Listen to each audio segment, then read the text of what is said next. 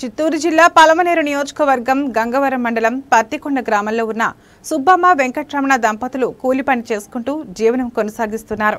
వీరి ఆర్థిక పరిస్థితి బాగాలేకపోవడంతో అదే గ్రామానికి చెందిన వెంకట చలపతి నాయకర్ దగ్గర 5 రూపాయల వడ్డీతో 50,000 రూపాయలు తీసుకున్నట్లు, అనంతరం ప్రతి నెల వడ్డీ కడుతూ ఈ మధ్యనే పూర్తి అప్పు తీర్చేశామని బాధితులు ఈ సందర్భంగా మీడియాతో తెలిపారు.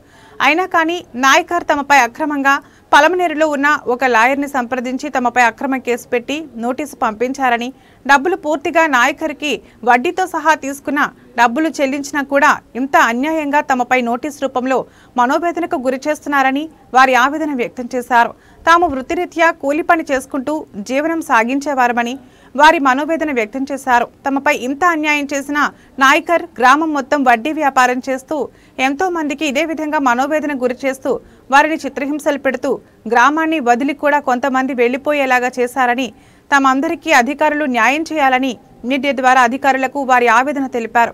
ఎటువంటి లైసెన్సులు లేకుండా అక్రమ వడ్డీ వ్యాపారం చేస్తూ ఎంతో మందిని వారి ఆసరా ఆయుధంగా చేసుకుని ఇబ్బందులకు గురి చేస్తున్న వారిపై చర్యలు తీసుకోవాలని వారు తెలిపారు.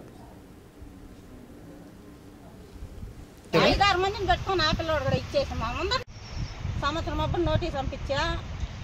సంవత్సరం తర్వాత ఏమన్నా నువ్వు ఇట్లా నోటీస్ పంపించినావు, నీ అసలు నీకు ఇచ్చేసినాం కన్నా అని అడిగితే, అమ్మా నాకు 10,000 నువ్వు వడ్డీ వల్ల అది ఏంటా అనింది అని నువ్వు మమ్మల్ని కన్నా అడిగిండాలి నోటీస్ ఎందుకు నాకు తీస్తుంది మేము అలా ఏమో వల్ల అనింది. అంటే ఏమో మీరు నన్ను పట్టించుకోవడానికి నేను తీసుకుని అందుకనే మళ్ళీ మమ్మల్ని అడగనే లేదు. మళ్ళీ ఇప్పుడు మళ్ళీ నోటీస్ పెట్టినాడు. అయిపో పానాలతో ఉండేకే లేకుండా ఉంది. సర్పంచ్కి చెప్తుంది. సర్పంచ్ ఏమన్నంటే నువ్వు ఇచ్చేయబొమ్మ పోయి నా కొడుకు ఇట్లా చేస్తా ఉంటా ఎట్లా అని అడిగి. మీరు మీ అమౌంట్ ఇచ్చారు కదా, వెంకటాచలపతి అనే అతను మీకు అమౌంట్ ఇచ్చాడు కదా, ఆ రోజు గ్రామస్తులు ఎవరైనా ఉన్నారా? గ్రామస్తులు గాయబ్ గంగులు గాడని జామీలు ఎత్తుకోండి. అతని తాకే ఇచ్చినాయి డబ్బులు కూడా. ఎవరు నువ్వు ఇచ్చావా? జామీలు మనిషి తాకే అతను డబ్బులు ఇచ్చాడు అతనికి, అతనికి ఇచ్చాడు. 5-6 మందిని పెట్టుకుని ఆ పిల్లోడు కూడా ఇచ్చేసాము. ముందరనే ఇచ్చేసి ఇప్పుడు అతను ఏమంటాడు? అతను మేము ఏటకైనా వస్తామని చెప్తారు. మేము నువ్వు ఇచ్చింది మేము చూసింది మేము వచ్చి చెప్తాం. నువ్వు ఏటకన్నా ఓకేమ్మా, మీకు ఏం న్యాయం కావాలా? మాకేం న్యాయం అంటే వాడిని ఇంకా బతికేకలేదు. దినాము ట్రాక్టరు ఇంకా చల్లిపోతాను. రోజు దినాము పొద్దున్నే సాయంత్రం ఇంటికి వస్తాడు. ఇస్తారా లేదా అని వాడినింటా ఉండే పనే లేదు. ఏమన్నా పోయి చచ్చిపోదామా అని ఉంది. మాకు న్యాయం ఏమన్నా చేస్తారా లేదా అని వచ్చినాం. ఈ తాకి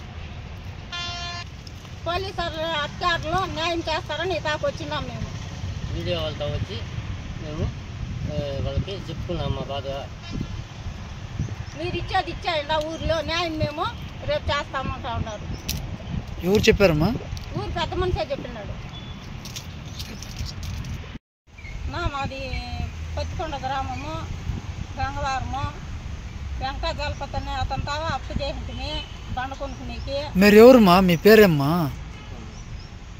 సుబ్బమ్మ వెంకటరమణ, పత్తికొండ. మీదే ఏం పని చేస్తారమ్మా మీరు? బండ పని చేస్తాము. ఎక్కడమ్మా? పత్తికొండలోనే. ఆ విలేజ్లోనే పని చేస్తా ఉంటుంది. ఆ బండ కొనుక్కునేకి 40,000 తీసుకోండి. ఎవరి దగ్గరమ్మా? ఎవరి దగ్గర? వెంకటాచలం అనే తీసుకోండి. అయిపో కట్టేసినాము. 4 మనుషులు సాధ్యం ఉండారు. అవునమ్మా, ఎంత తీసుకుంటారు? 40,000. ఎప్పుడు? అది తీసుకొని 7 ఏళ్ళు అవుతుంది. 7 ఏళ్ళ నుంచి వడ్డీ కడతా వచ్చిన్నాము. మీరు డబ్బులు తీసుకున్నప్పుడు మీ గ్రామస్తులు ఎవరైనా ఉన్నారా? ఉన్నారు. గణానేసి ఉన్నాడు. ఆ పిల్లంతానే పని చేస్తా ఉన్నింది. ఆ పిల్లోడే వడ్డీ నెల కడతా ఉన్నింది. మళ్ళా వచ్చి ఆ పిల్లంతా ఇంకా వచ్చేసుకుని ఈ పక్క వచ్చేస్తే నెలకు 5,000 కడతా ఉంటుంది వడ్డీ. కాతల్లి 5 రూపాయలు వడ్డీ నెల కడతా ఉండి ఒక 6 నెలల నుంచి కట్టలా అసలు ఇచ్చేసుకుని 6 నెలలు కట్టకుండా ఉండి నోటీస్ కప్ చెప్పినా. మాది పత్తికొండ. వెంకటజలం అనే అతని తావా అప్పు చేసింది. అది వచ్చి ఎంత అప్పు చేసినారమ్మా? 40,000. ఎందుకు అప్పు చేసినారు? బండ కొనుక్కునేకి. బండ కొనుక్కునేదానికి తీసుకుంటుంది. మళ్ళీ వచ్చి నెల వడ్డీ నెల ఆయన్నే ఇంకాకి వచ్చి తీసుకుపోతా ఉండే. గ్రూప్లో సంఘంలోనయ్యా కొందరు ఆ లోన్ డబ్బులు వేసుకోపోయి ఒక 4 మనుషులు ఆడు ఉంటే వాళ్ళ ముందర ఇస్తే అన్నా మాకు నీకు రాసుకోండి పేపర్ అయినా అంటే, అమ్మ నా కొడుకు పెళ్లి చేసి ఏమన్నా పెట్టేసినాను ఎత్తిస్తాలేమ్మా మీరు నాకు ఒక 6 నెలల డబ్బులు వడ్డీ డబ్బులు ఇవ్వాల దాన్ని ఇచ్చేయండి మళ్ళీ ఇస్తాను. జారిపోతుందిలే అని మేము ఉండిపోతుంది. నోటీస్ పంపించింది, అడిగితిని కానీ ఈ ఊరే కదనా, నువ్వు ఎలా వచ్చి మమ్మల్ని అడిగింటూ నీకు ఇచ్చిండమా, నోటీస్ పెట్టినావు అంటే మీరు సైలెంట్గా ఉండిపోతారమ్మా, అది పెట్టి అందుకు గమ్మున ఉండిపోతుంది. ఇప్పుడు ఏమంటాడమ్మా ఆయన ఏంది లేదు, ఇదే రాసి పెట్టినాడు, రాసి పంపించినాడు. ఆయనకి మీరు షూరిటీగా ఏమైనా పెట్టినారా? డబ్బులు తీసుకున్నారు? పాస్బుక్ పెట్టినాం. ఏం పాస్బుక్? భూమిది మా తాడు బుద్ధి అడుక్కొని పోయి ఆ పాస్బుక్ కూడా ఇచ్చింది. ఇంకా ఎంత వడ్డీకి ఇచ్చినాడు ఆయన డబ్బులు? మీరు 5 రూపాయలు వచ్చి. 5 రూపాయలు వడ్డీకి. ఓకే, ఇప్పుడు మీ ఇంటి దగ్గరికి వచ్చేసి ఏదైనా గొడవ చేయడం ఏం గొడవ ఏం లేదు, ఇప్పుడు నోటీసులు 2 మాటలు పెట్టినాడు. నోటీసులు. ఇప్పుడు మీకు ఏం న్యాయం చేయాలా? మాకేం న్యాయం అంటే ఇప్పుడు మేము కట్టేసినాం కదా వడ్డీ, అసలు ఒక 6 నెలల వడ్డీకి ఇట్లా మమ్మల్ని పీడిస్తున్నాడు కదా, ఎందుకు నేసి ఈసారి చల్లని.